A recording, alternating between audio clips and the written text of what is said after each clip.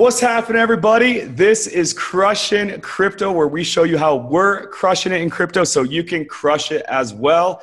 I'm your host, Colin Andrews, and today I'm really excited to have the president of Wax Token, Mr. Malcolm Cassell, with us today on the show. Welcome, Malcolm. How you doing today? I'm great. Thanks for having me, Colin. It's really a pleasure to be here.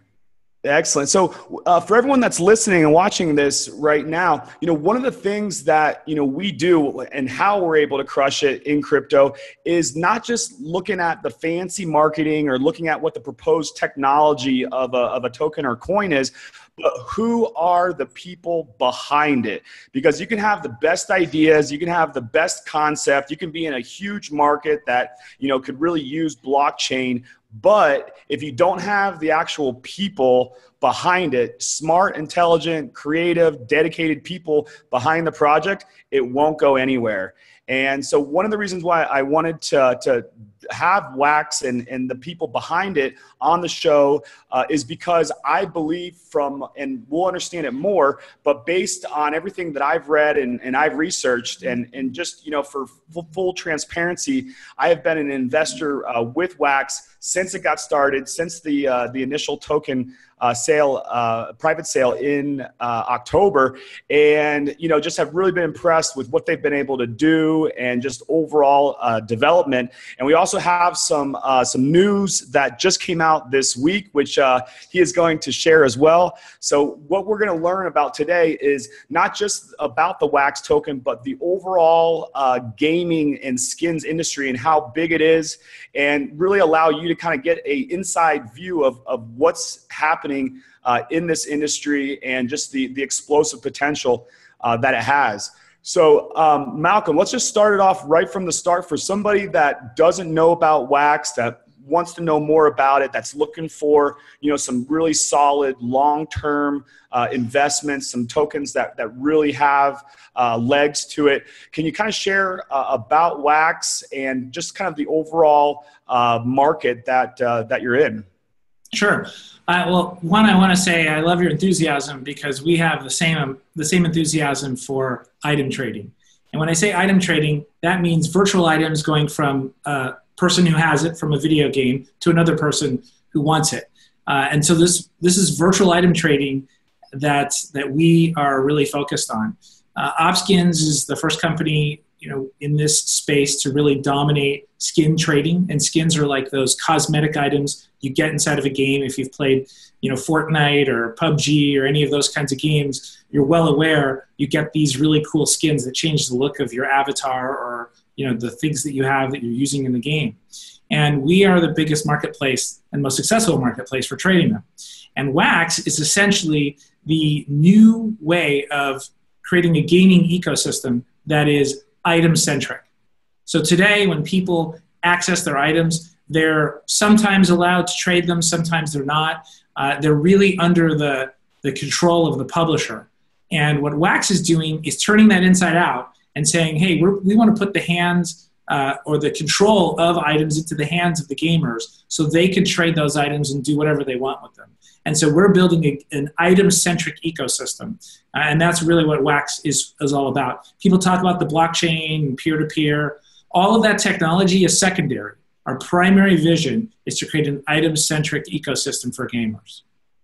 Great. And, when you talk about this item-centric, for me, I'm not a gamer. And so this whole industry and this whole marketplace, I had no idea about. And it was actually my buddies over at Alphabet Digital Fund, Liam Robertson and Saeed, that really were telling me, like, Colin, this is a huge market. You guys aren't going in untested waters. This is something that there's proof, and for years now, that there are people that are paying lots of money for not necessarily anything that helps them actually out in the game, but it's more of cosmetic. It's more of like, getting a new pair of sunglasses or, a nice designer shirt. Can you kind of talk a little bit about how big the overall marketplace is, Malcolm, and just also your guys' background before coming out with the token. You guys have been involved with the skins for quite a long time before that as well. Yeah. And frankly, that was one of the big reasons that got me to invest and also to, continue to be holding these coins, is that this wasn't a new area for you. You just essentially created a more streamlined marketplace for it.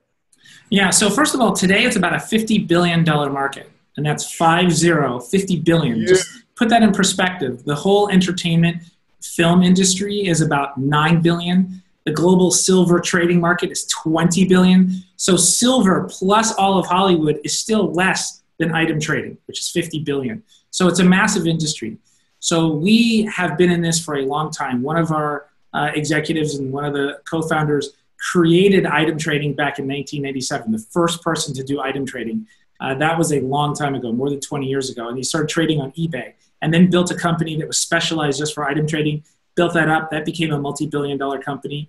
And then our founders, also the folks who created OPSkins, started it literally out of the love of just item trading, and it was a breakout hit from the beginning.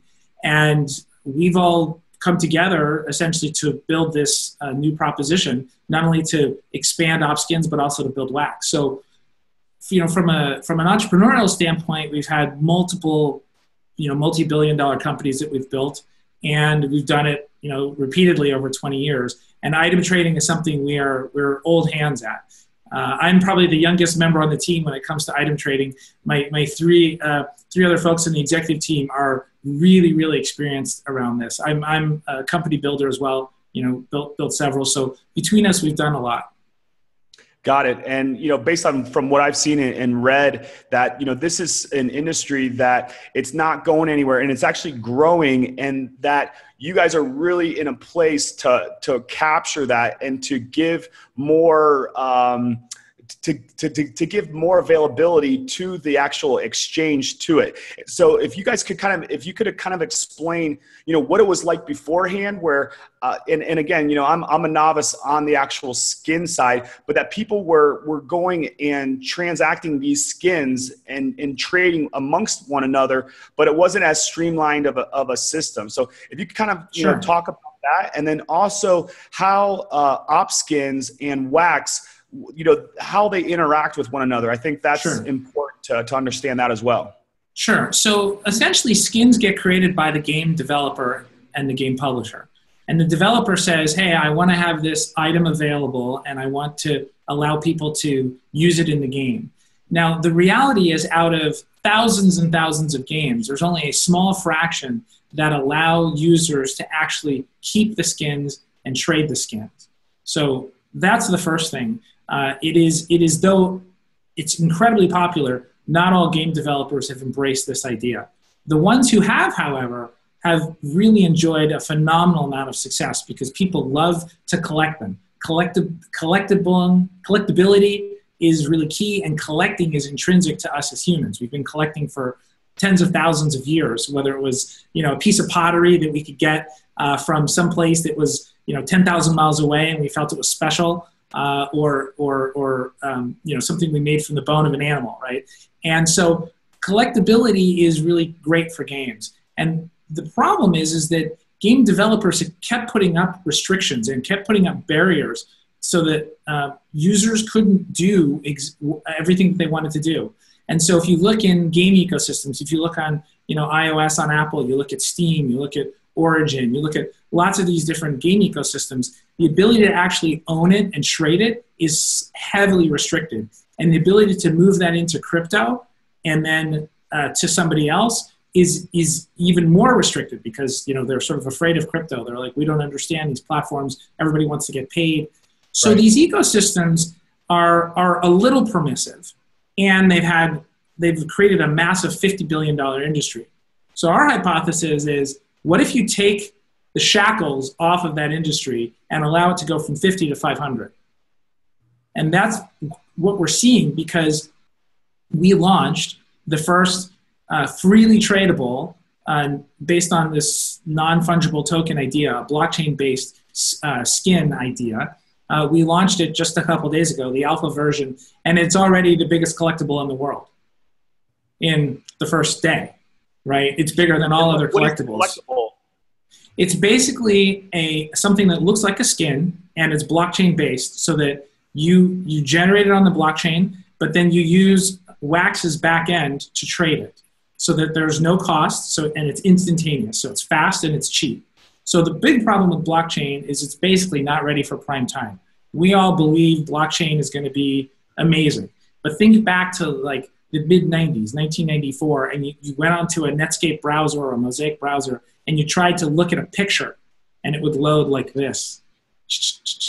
It was probably black and white, right? Yep. So, but we all said one day people are going to be seeing beautiful pictures on it. One day we'll watch video on it. Now that took 10 years, and then another 10 years for, say, Netflix. But we all saw that vision back in the mid-90s. That's exactly how people see the blockchain today. They're like, at some point, this thing is going to be amazing, and you're going to have these autonomous organizations. And as participants, we will all, as Wax token holders, we will all get to benefit. The more people trade, the more we benefit from that trading. And so that vision is what's held by 400 million PC gamers and other 1.6 or 1.7 billion gamers globally who believe, hey, these items are interesting, and if we have this token, we can participate in that ecosystem. So that's really the vision we have, and where we're going to is OPSkins is a centrally controlled platform. So you deposit an item, can trade it as much as you want. It's instant. The trading happens. The trading happens free. You can buy and sell. There's a fee involved with buying and selling for cash, but you can actually use cash to buy something, and as a seller, you can receive cash for selling it. So that's a game changer, because obviously people have items that have value, and they want to receive that value for it. So that's what OPSkins does. Wax is essentially a whole ecosystem, okay?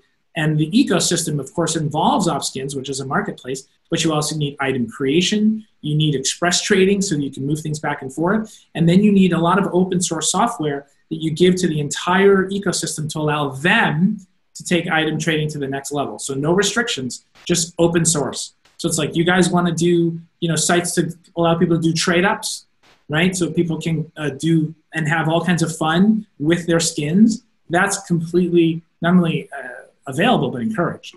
And so Wax is the whole ecosystem. OPSkins is the marketplace. Is the marketplace. Got it. And so just to really, for anyone that isn't familiar with gaming, this might be the first time that they've heard skins. What creates this value? Is there scarcity? You said the developers, create the skins. Is there just like, there's 21, going to be 21 million Bitcoin, there's that digital scarcity. Is there digital scarcity with these skins?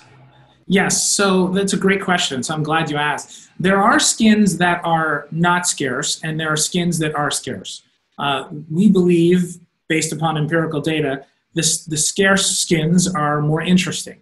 I would rather have, let's just say, for example, something that's one of a kind than is like everyone else's, right? That's part of being unique, self-expression, identity, authenticity. Those are important values to me. And we stand for authenticity and that self-expression for gamers. So the point is that when developers decide to make skins that are one of a kind and unique, they become valuable based upon the fact that people want it, and they're rare, and that they're one of a kind.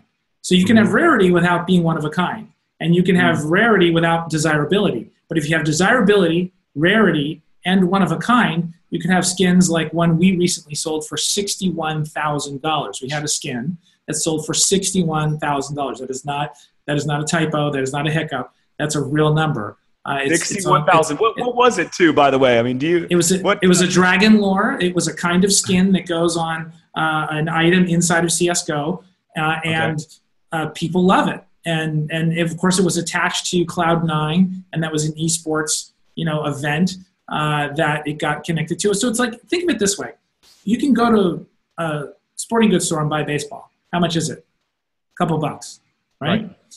You could use that baseball at the you could catch that baseball at a baseball game, a Major League Baseball game, and it might be worth, $10, $20, $50. Now imagine you catch that at the bottom of the ninth, and it's the winning home run, bases loaded. How much is that baseball worth? A lot more. $10,000, right? Totally. So what does it have to do? It all has to do with the uniqueness, obviously, the collectability, and the rarity. So that's what happens with skins. They get used in these ecosystems, and they can be worth a lot of money. Got it. And so are people buying and trading these skins because they want to look cool in it, or is it part of like an investment as well within it? Are they buying it because they're like, hey, this skin, because of XYZ, it's going to increase in value? So is it more of a materialistic type thing that, they want to look cooler in the game? Or is it more of the, hey, I can invest $61,000 in this, but a year from now it's going to be worth $100,000? So I think speculation is part of it for some people. They're arbitraging all the time. They're like, hey, I can get the skin for $5 and I think it's maybe worth $7 or $8. So I'm going to buy it because I can get it for $5. I'm going to put it for sale and I'm going to wait, right, to make my $2 or $3. So that kind of speculation does occur. There's also people who buy it because they like it and it's just cool. And there's people who buy it because they think of it as, and a way of expressing themselves. So when they're in a game and they put that skin on, everyone says, oh my gosh, look at that cool skin that you have. So I'd say it's a combination of factors. Everyone's a little different, but, obviously for some people, it might be a little of all of those things. They might have it because it's cool. They might have it because they think it might go up in value. And they might have it because, hey, when they wear it, they get some street cred. Got it. So it could be a combination of things depending on who the actual user / investor is. It could be any sorts of things, but they're not spending that type of money if they don't feel like that they could get it back or that they could exchange it or trade it or upgrade or whatnot. Yeah. So these things can go back and forth in our trading ecosystem in seconds. And so that's what's fantastic about it. It's because you can trade it for something else instantly, because you could sell it instantly. People really think of it as easy to use.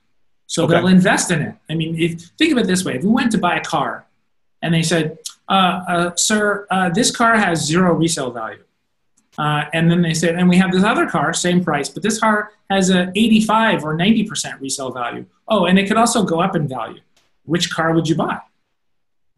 The one that goes up in value and that you like.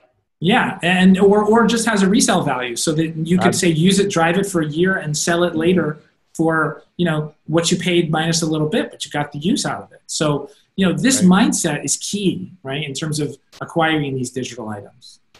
Got it. Okay, so when people go out, they're using the platform, they're exchanging back and forth. How does this $50 billion marketplace? How does that impact the token? How does that impact the actual value? I mean, if people are using it, they have to exchange are they holding on to these wax tokens so that they can use it in the marketplace? How does, the overall use and how people interact in your ecosystem, how does that affect the potential of the success of the token? So there's a couple of things to keep in mind. The first is that the token that people have today is an ERC20 token. And that token is essentially a placeholder for the token that they will also receive, assuming they're holding it when the snapshot is done, when the chain is released. So when the new blockchain, and we're building on top of EOS, when that chain goes live, then they will receive another token, okay? So that means they'll have 2 tokens. We're not going to burn the first one. They'll get to keep their ERC20 and they get a new token. So the first token that's being used now, the ERC20, is just a store of value, okay? They can use it to essentially load up their accounts. They can use it to access the OPSkins platform and the Wax platform. They can use it for express trade. They can use it for Vigo items, etc. Vigo is our non-fungible token, is our collectible standard that we just launched. Now, the new chain is essentially designed so that the more that people actually create transaction volume, the more tokens that actually get staked and locked up. So in other words, the more transactions increase, the less tokens that are available. And of course, we believe that's a good model so that people are incentivized to hold on to their tokens. Got it. Now, is that the only type of staking that's going to be available, or how are people, so you're going to be moving from the ERC20 to the EOS platform. When is that supposed to happen? And what was the reason that you guys decided, hey, we're going to go this route, we're going to use the EOS protocol? What was the thinking behind that? So your first question was around essentially staking. And so the idea of staking against transaction volume is the only staking we currently have designed. But because we're using the EOS model, there is staking that will go behind block producers. So there's a second kind of staking that occurs there. We're planning to fork the EOS platform, not use the EOS chain directly, the actual EOS mainnet. And so that means that there will actually be a different chain, right, its own block producers, but it'll run just like EOS does. And we did that. We decided to do that because we had a different governance model. Now, the reason is that we chose EOS was because we believe it's really executed well on delegated proof of stake. It's fast. It's obviously cheap to operate, so transactions are basically free. Those are all one of the main characteristics we were looking for. Plus, we like the development environment. We have a lot of respect for Dan Larimer and the EOS team. In terms of when we're releasing it, well, the EOS mainnet has gone live, as you know, and we're really impressed with it. We've promised to release the Wax chain before the end of the year. So we'll see the beta going live pretty soon. Internal beta, then an external beta, and then a testnet, and then a mainnet.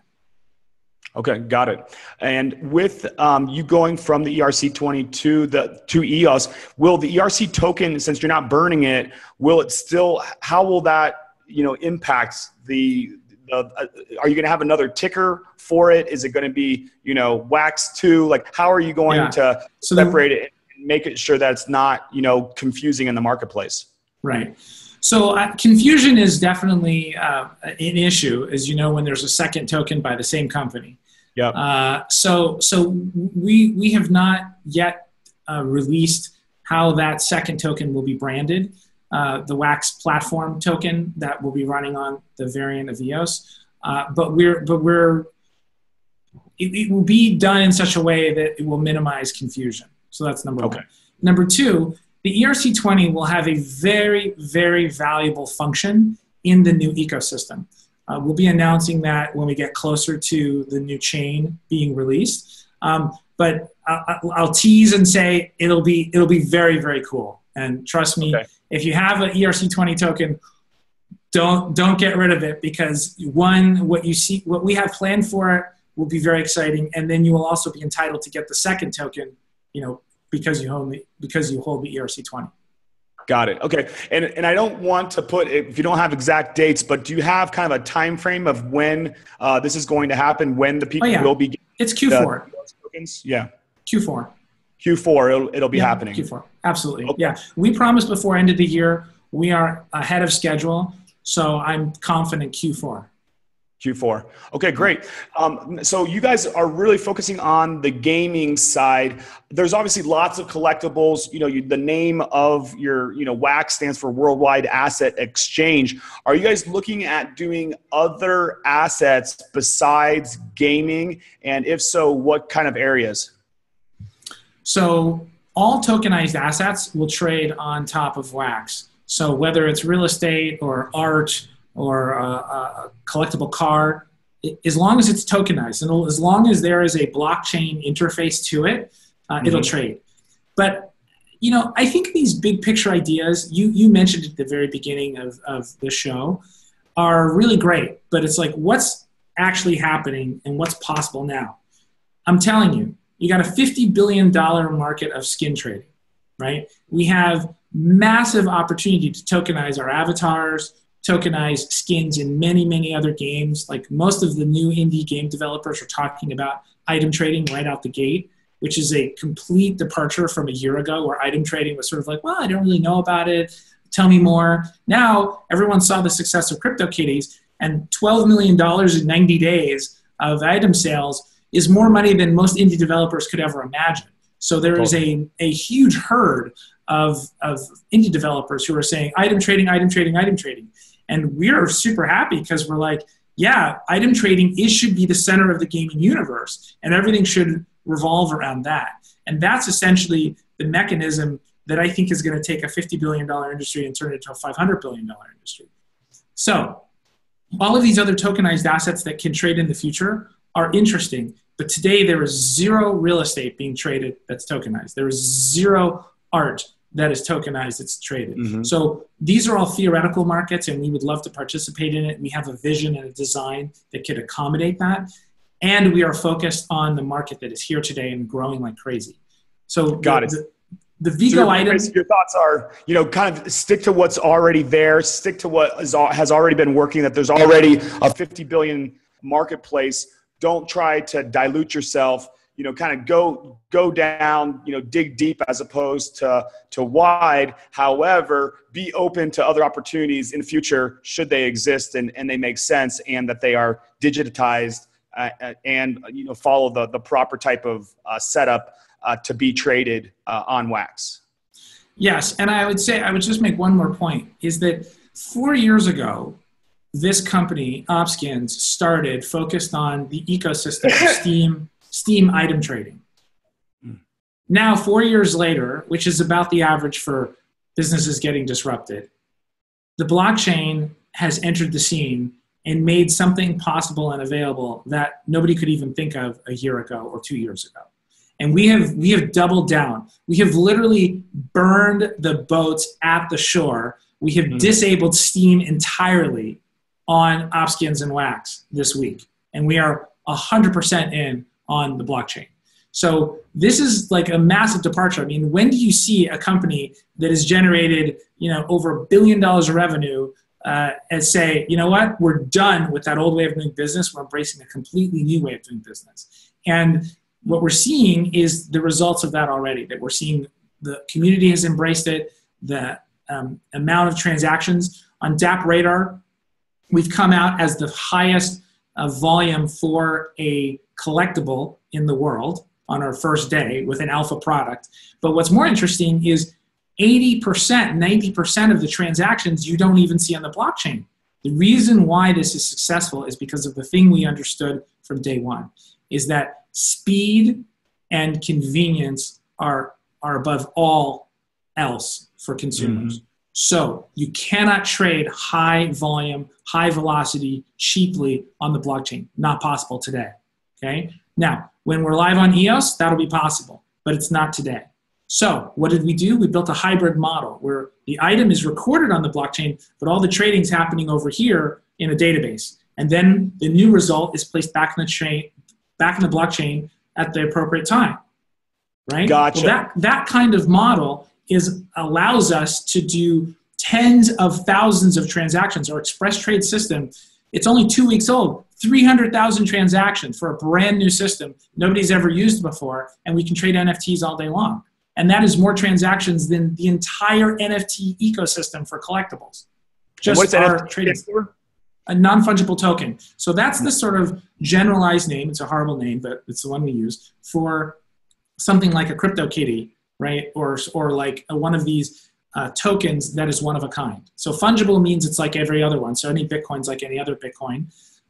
So you can't tell the difference, or you can, but nobody cares. Whereas one CryptoKitty is not like another CryptoKitty. Or in our case, one Vigo item is not like another Vigo item. So our Vigo items look like skins. If you go to vigo.gg, you'll see it, or go to Wax and you can link to it and you'll see it. Got it. And Malcolm, what you said as far as the transactions and that blockchain right now isn't where it's at in order to have that functionality and have that quickness and speed.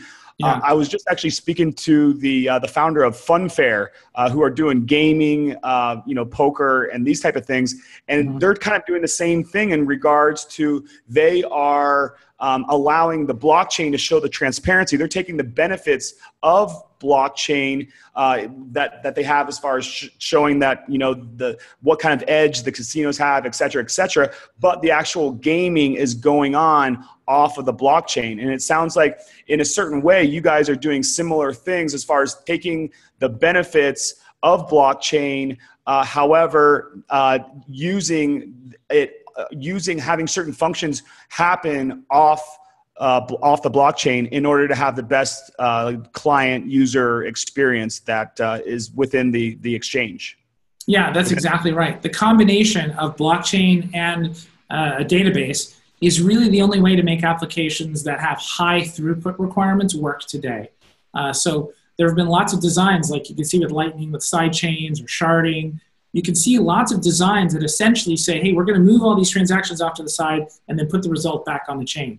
That is, I'd say, the most common approach to solving this problem today, because we're still really early days in blockchain technology.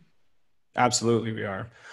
Excellent. So I just brought up your website just to let people take a look at it. But you guys have done a really good job with also. I know that the community. You guys got what, over 25? It says 25,000 here. I bet. Yeah. I bet that needs to be updated. You guys probably have more than that right now. What kind of talk to us about the community? Talk to us about just what really makes it, people excited about Wax? I mean, you've shared a few things, but I'd really like to kind of hear about, what kind of community support that you have.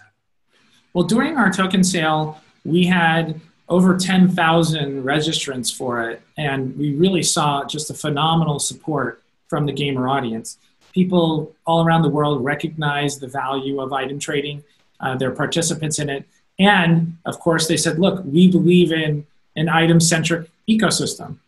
So I think we've been one of the most successful in terms of building an audience that is supportive. We've also had, I think we were the biggest token sale of Q4 last year. So it was very, very successful. As you know, Q4 was a difficult time with all the forks in ETH and Bitcoin and prices that were quite volatile. So it's been a pretty exciting time. Currently, our community is really, really supportive. As you know, gamers tend to be just really dedicated to their craft and their hobby. So we get a lot of support from them. If you go into our Telegram, you'll see pretty quickly. We've had folks in the community build bots that help Telegram. We've had lots of volunteers helping to moderate. We couldn't do this without them. We love them dearly, and they've been just fantastic. That's great. That's awesome to hear. And, you could have a great amount of tech and some people that are really excited about it and fired up. But if no one knows about it, or if you guys aren't really cultivating that type of community where people are excited about it, they want to share with other people. And it sounds like that's what you have. Now, do you find that a lot of people that are investing in Wax, and that are holding tokens, are they, a lot of them, also gamers, or are they people like myself that aren't gamers per se, but that they see the opportunity, they see how big the market is, and they're jumping in because of the overall potential of this market that many of us, like myself included, don't necessarily understand or are part of that community, but can still be really excited about where it's going? I think that most of our token holders are participants in the crypto ecosystem, because obviously a lot of the exchange volume comes from people who are crypto traders. The folks who use Wax, however, they will buy and sell Wax to get items on the platform, but they don't necessarily think of it as like, hey, this is an investment. They're like, we just use this because we think of it, hey, this is a piece of software that has function. There are people who treat it as an investment, and that's their prerogative. We view this as a business where we generate software to actually perform a function. And that's why, we're a utility. So I think the people who are the real believers, the long-term believers, understand the value of gaming and the impact that crypto will have on it. And I think that those are the ones who probably have accumulated the most, to be frank.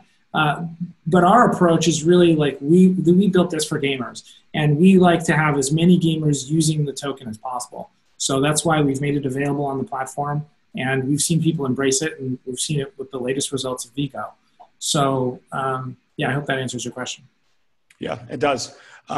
Okay, cool. So let's talk about actual, right now, you mentioned, some of the different releases. Can you kind of go over again what just recently happened and Sure. share that go into that. And then, on the follow-up, just let's, I had put the, I'm going to share the screen as well. And right now you guys are, almost at the top 100, 117 is where it's at right now. And as far as on coin market cap, and it looks like, with everything that has gone on and just, the market, this year has been just challenging for any type of token. When I look at the charts and such, you guys had a huge, run up right when it was released, early January, and then, a bump in February as well. And now it's been a little bit, kind of soft, not a lot of activity. Do you feel like, and again, the crypto market in general, every token has taken a dip. Do you feel like with the EOS and these type of things that you're going to share, just overall, and I know you can't speculate and, put any prices on it, but would be interested in hearing what's going on now, what the future is, and then how you feel like that will, interact with the overall market and the value for those folks that are looking at Wax like I am as a long-term hold. Right. Well, as you probably know, I can't comment on price, and I can't talk about trading, but I will share some insights. I think that a lot of tokens, when they complete their token sale, there is a lot of enthusiasm and excitement. It is very difficult to maintain that enthusiasm and excitement when you are literally sitting in front of a screen just writing software. And that's pretty much what's been going on the past almost 9 months. And so I think the enthusiasm really comes when people see the products that they've been promised or they've been talking about or they hear a vision about, and they see it actually working. When they see the numbers of people embracing it and using it, that's when I think enthusiasm really begins to build with our audience, and I know internally. We're so excited. And so that's, I think, is the most important thing. It's about shipping product, and it's about products that actually solve problems. And you, again, alluded to this at the very beginning. It's all about, where the rubber hits the road in terms of delivering things that create value. And having teams that can do that. And we have a fantastic team. Our development team is top notch. They're just unbelievable. They've been working so hard to deliver, and I have a lot of faith in them. So what we shipped about 3 weeks ago was something called Express Trade. So Express Trade Wax Express Trade allows an item to go back and forth, say between you and me, instantly for free. Now that's important. You need a mechanism for me to be able to send something to you and you to be able to send something to me. You could gift it to me, right? Because you're just like, hey, Malcolm, I want to give you this skin. Or we could trade. Say, hey, I have this skin, you have that skin, let's trade. So we launched that system. That system has taken off like a rocket. The second thing that we just launched was real quick, Malcolm, if I could ask, I want to make sure that that's really understood by everybody. So that's something that is for if almost bartering then within the system. Is that what you're saying? That if 100%. If you have one type of skin, I'm like, hey, I want to change up the color of my gun. You got a cool one. You want mine. Instead of us having some type of monetary thing, we can just say, let's just swap.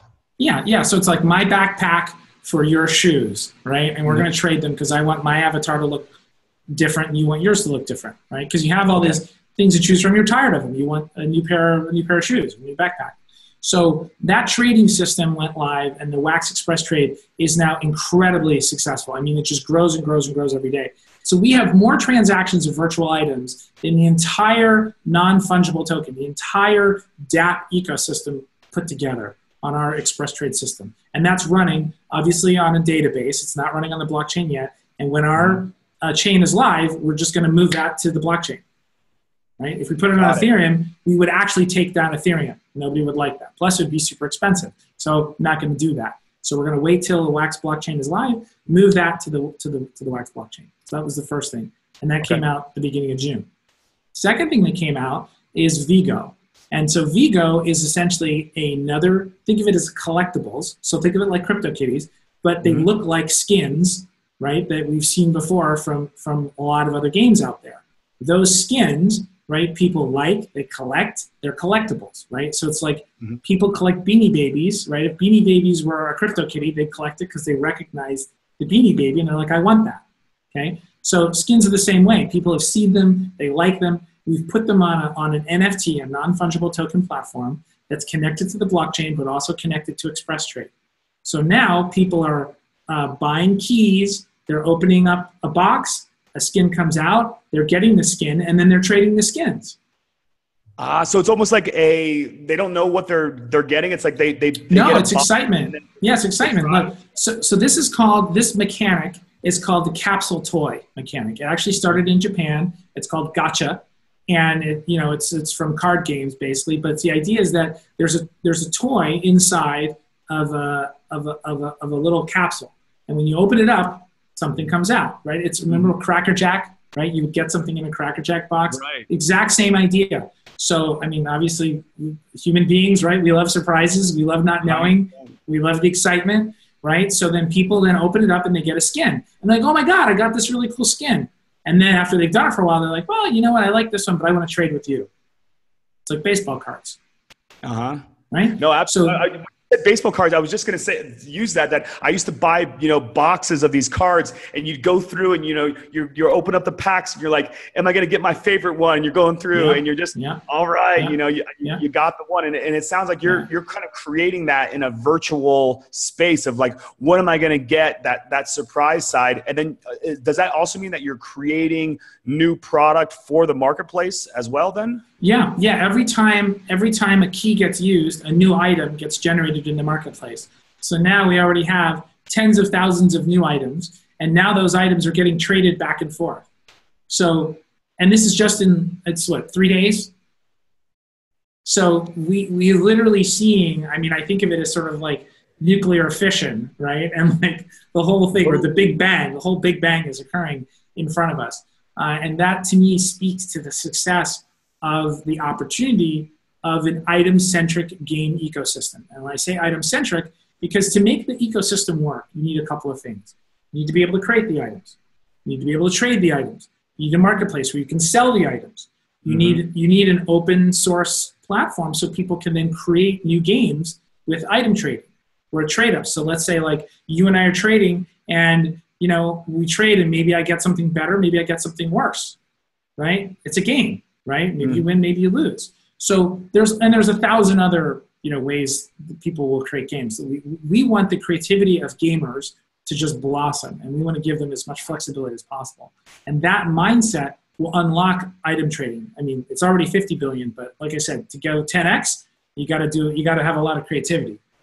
Absolutely. Excellent. So that's what's going on right now. I totally get it. And for being a non-gamer, it makes sense. And it sounds like it's like there's already this fire going on, and you guys are just like, bring on the gasoline, bring on the gas. Like the roof is on fire.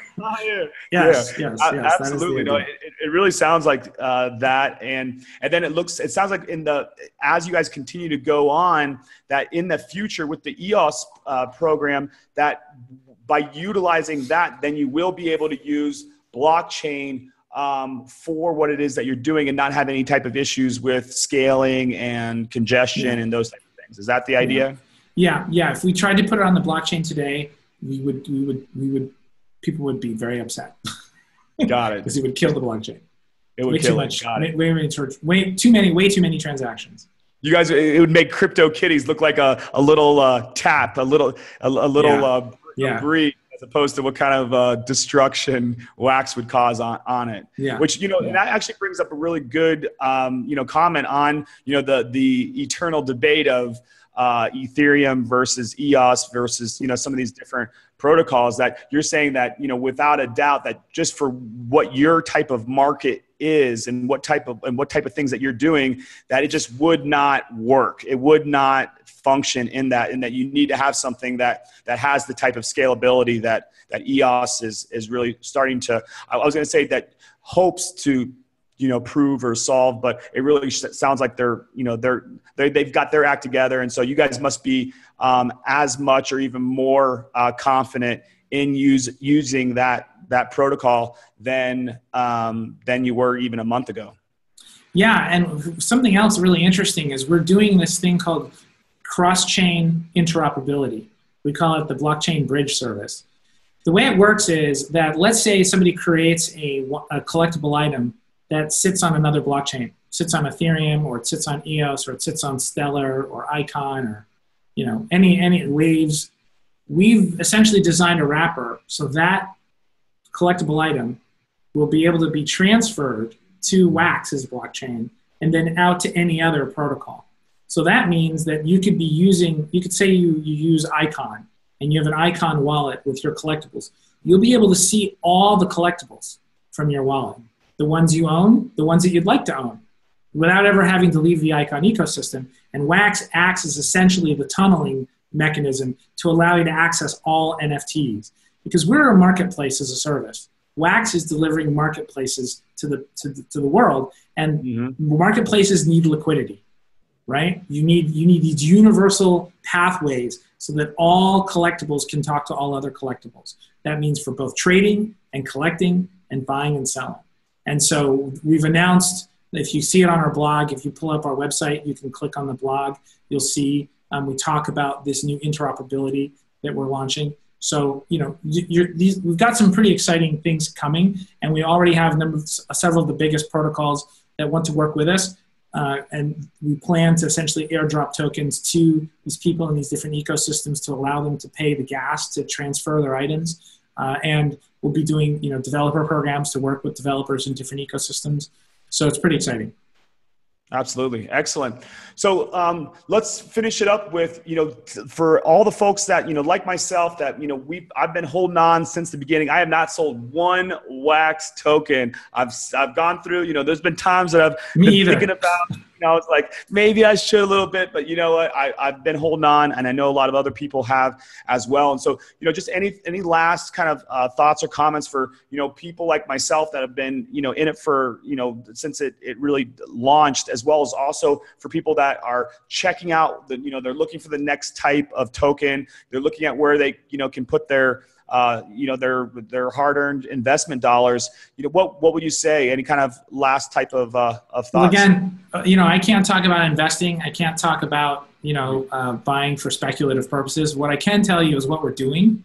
And we do believe that the gaming ecosystem is the most important ecosystem for crypto. People talk about solving a lot of problems.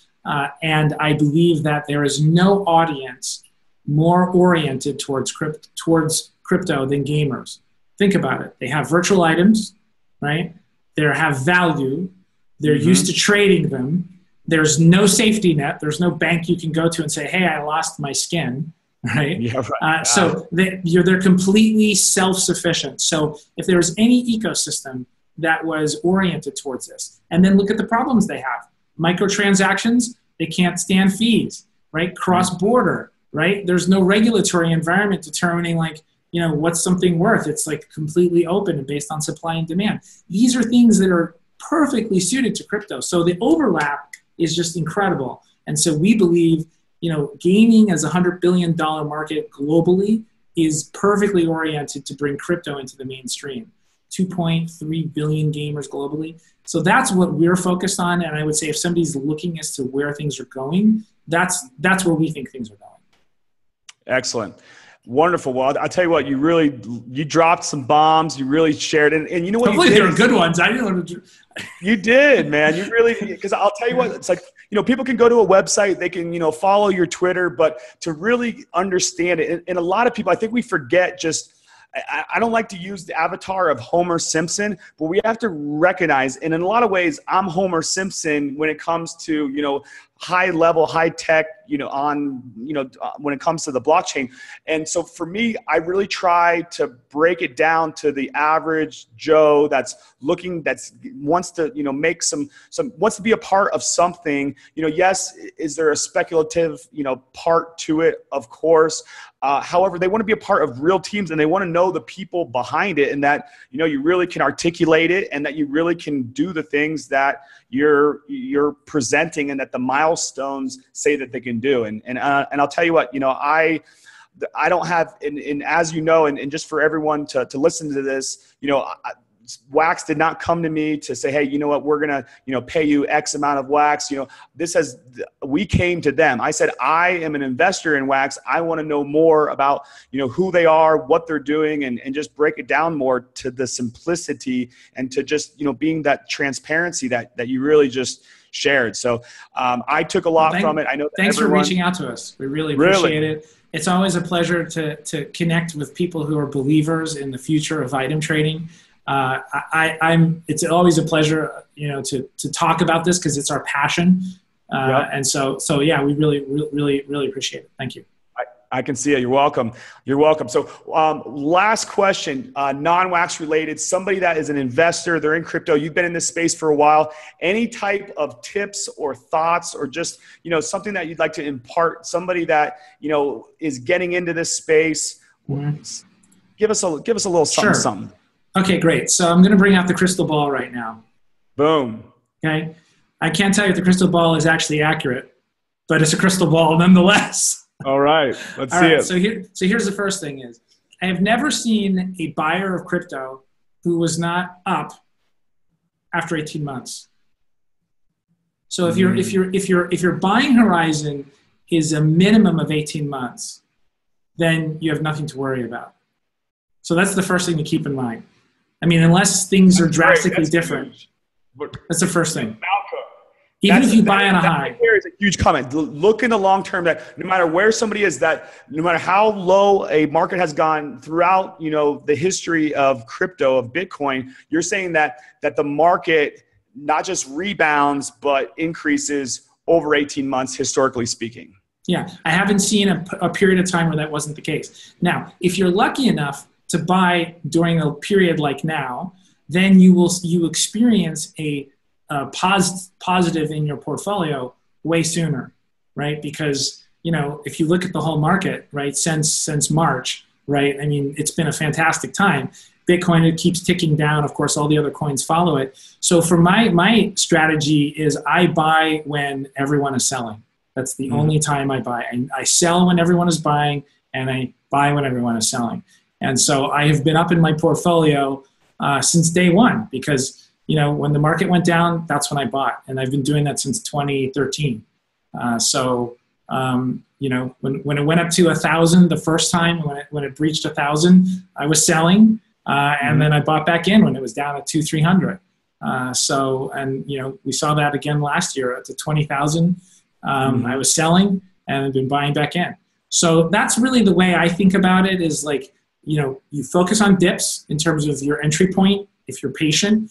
But if you're not patient and you buy on an upswing or you buy it before it's really hit bottom, just use that 18-month metric as your sense of what's success. It always feels better psychologically when you're up, and you have to have patience. So if you happen to not catch the dip at the best part of the dip, which is okay, just know 18 months, you'll probably be okay.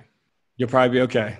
Got it. Okay. Now that's a huge thought right there. Because a lot of taxes. Be careful of your taxes. Be careful of your taxes. Yeah, that's the other thing. No. Don't go trading back and forth. Don't go trading back and forth thinking, you know, because I had a friend, and this is a true story. I had a friend who did very well last year, traded back and forth between, you know, Ethereum and Bitcoin and a bunch of other coins. He was very excited, and then the tax bill came, right? And then they said, oh wow, they had to sell their crypto. The problem is crypto had come down, and so they ended up having to sell all of their crypto to pay the taxes because they had changed the Bitcoin to Ethereum when they were both at the high.